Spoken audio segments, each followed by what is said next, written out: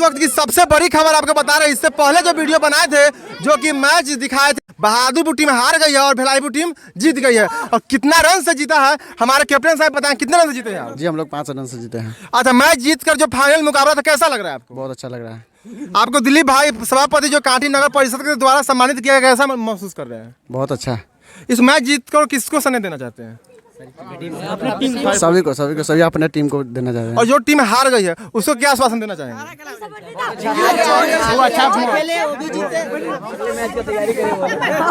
देख सकते हैं कि भाई थोड़ा कैमरे में शर्मा रहे हैं बोलने से, लेकिन काफी खुशी का माहौल है इनके टीमों में। और आज हमारे साथ सभापति उम्मीदवार दिलीप भाई जी मौजूद है, जो कि नगर परिषद से आते हैं और काफी बढ़ चढ़ के युवा को सपोर्ट करते हैं।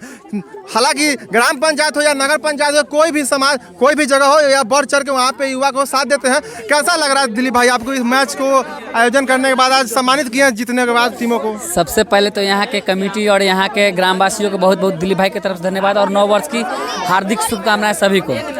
और दिलीप भाई को आप लोगों को पता है कि पहले से ही कि दिलीप भाई क्रिकेट, खेल, कबड्डी या जो भी सार्वजनिक चीज़ हो, जहाँ भी लोग हमें खोजते हैं हम वहाँ पहुँच जाते हैं। अपने सारा ये नहीं है कि हम अपने सिर्फ नगर में ही ये सब करेंगे, नहीं, हमें मुजफ्फरपुर में कहीं भी बुलाहट होता है हम वहाँ पहुँचते हैं और युवाओं को सपोर्ट करते हैं।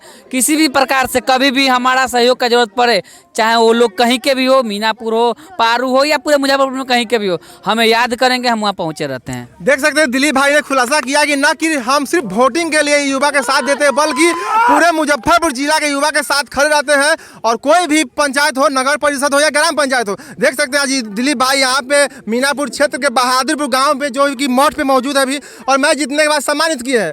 और जो हार गए टीम, उनको क्या कहना चाहेंगे आप?